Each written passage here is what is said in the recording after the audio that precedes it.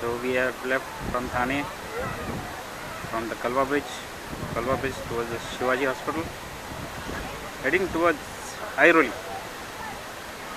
And Airoli at the Mukund, after the Mukund Company Junction, we have taken this left, and the location is given in the description of this blog.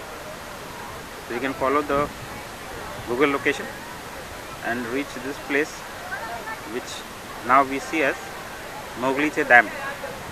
So Mogliche Dam or talab, Mogliche talab, swimming pool, as it is given in the description of Google Maps.